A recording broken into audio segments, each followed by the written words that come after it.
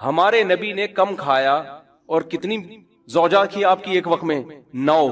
صحابہ کم کھاتے تھے اور اتنی بھاری بھرکم تلواریں اٹھا کے میدان جنگ میں لڑتے تھے. اچھا 3 کام جو مذہب نے بتائے ہیں وہ کر لو. سمجھدار ڈاکٹر بھی اسی کا مشورہ دیں گے انشاءاللہ. جو مذہب نے 3 کام بتائے ہیں نا صحت کے حوالے سے وہ کر لو. نمبر 1 مذہب گوشت کھانے کی آپ کو ترغیب دیتا ہے تو کھا لیا کرو. ایسا نہ ہو کچھ تحقیق بدل جائے اور بعد میں کہے کہ جی وہ جو گوشت نہیں کھاتے ان کو ہارٹ اٹیک کا خطرہ زیادہ ہوتا ہے. ٹھیک ہے نا, ایسا نہ ہو کہ الٹا ہو جائے معاملہ.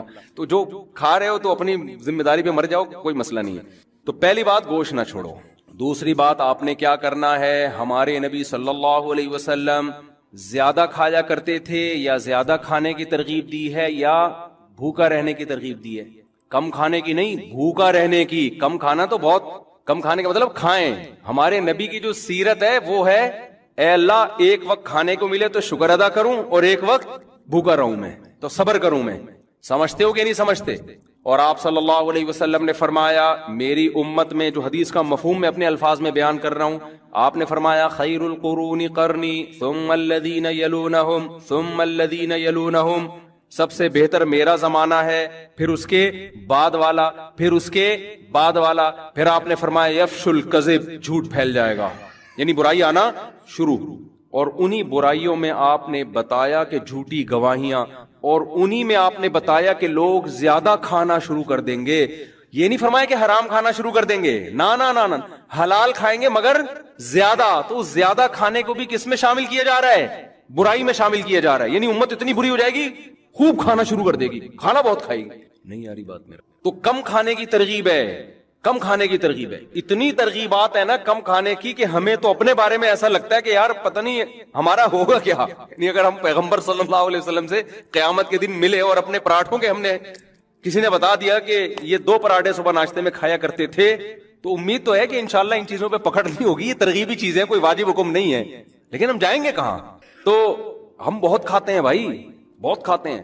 نبی صلی اللہ علیہ وسلم کی خدمت, یہ میں ٹاپک کمپلیٹ کرتا ہوں, جب چل پڑا ہے نا اتنا ہو گیا تو اس کو مکمل. آپ نے جو بھائی موضوع دیا وہ کہاں گئے بھائی نے پرچی دی تھی, وہ میں اس پہ ضرور بیان, آپ جمعے کے بیان میں آتے ہیں, میں انشاءاللہ اس پہ ضرور, میرے ذہن میں پہلے سے یہ ٹاپک تھا, میں اس پہ ضرور بات کروں گا انشاءاللہ.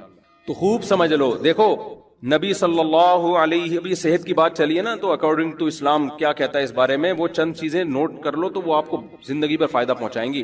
نبی صلی اللہ علیہ وسلم نے فرمایا کہ 2 آدمیوں کا کھانا, ایک آدمی کا کھانا 2 کے لیے کافی ہے. طعام الواحد یکفی لاثنین, ایک آدمی کا کھانا 2 کے لیے کافی ہے. یہ صحیح حدیث ہے.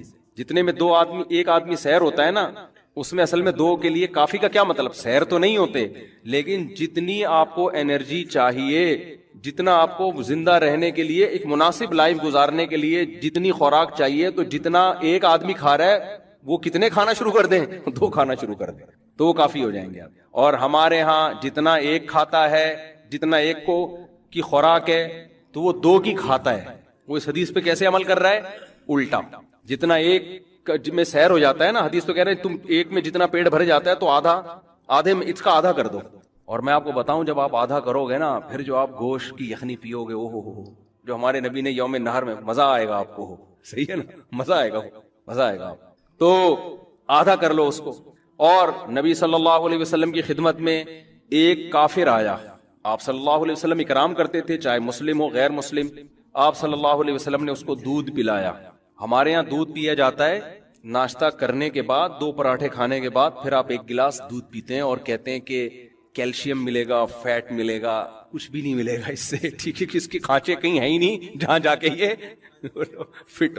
ہم جو نبی کی سیرت میں دودھ دیکھتے ہیں نا, اس میں 2 چیزیں نظر آتی ہیں ہمیں. ایک تو شدید بھوک میں, بھوک مٹانے کے لیے دودھ پیا گیا ہے, یعنی دودھ ایز اے کھانا استعمال کیا گیا ہے. ہمارے ہاں دودھ کو کھانا بولتے ہی نہیں ہے. دودھ جب شدید بھوک لگ رہی ہوگی نا, تو پہلے خوب بریانی اور نہاری طبیعت سے پھوڑنے پھاڑنے کے بعد پھر کہیں گے, کیونکہ حکیم صاحب نے کہا ہے کہ رات کو دودھ پی کے سونا چاہیے, لہذا پھر دودھ پی کے سو کے ایک دن دھماکے کے ساتھ پھٹ پھٹا کے ہلاک ہو جائے گا. تو ہم نبی کی سیرت میں دیکھتے ہیں, غزوہ احد میں دیکھو نا, سب صحابہ کو شدید بھوک تھی, تو حضرت ابو ہریرہ رضی اللہ تعالیٰ عنہ کو نبی نے حکم دیا, یہ دودھ کا ایک پیالہ آیا ہے نا. شدید بھوک تھی صحابہ کو, 2 3 دن کے سے بھوک لگ رہی تھی, پیٹ پہ پتھر باندھے ہوئے تھے. تو آپ نے کیا فرمایا؟ حضرت ابو ہریرہ کہتے ہیں کہ ایک ہی پیالہ تھا, تو نبی صلی اللہ علیہ وسلم نے حکم دیا کہ دائیں طرف سے پلانا شروع کرو، تو کہتے ہیں میں نے سوچا کہ میں اتنا مجھے بھوک لگ رہی، میرے حصے میں تو کچھ بھی نہیں آئے گا، اللہ نے برکت اتنی رکھی تو سب نے سیر ہو کے پیا اس کو. حضرت ابو ہریرہ کے برکت دے دی اللہ نے، ایک معجزہ نبی کا ظاہر ہوا. حضرت ابو ہریرہ نے پیا، کہتے ہیں اور پیو اور پیو، سیر ہو گئے حضرت ابو ہریرہ رضی اللہ تعالیٰ عنہ. اس طرح کی اور بہت ساری ہمیں مثالیں ملتی ہیں کہ شدید بھوک میں بھوک کس سے مٹائی ہے؟ دودھ سے. پھر دودھ جزو بدن بنتا ہے اور ایسا ٹھا کر کے جا کے باڈی کو لگتا ہے نا. تو دو چیزیں نبی نے بھوک میں استعمال کیا، دوسری چیز تازہ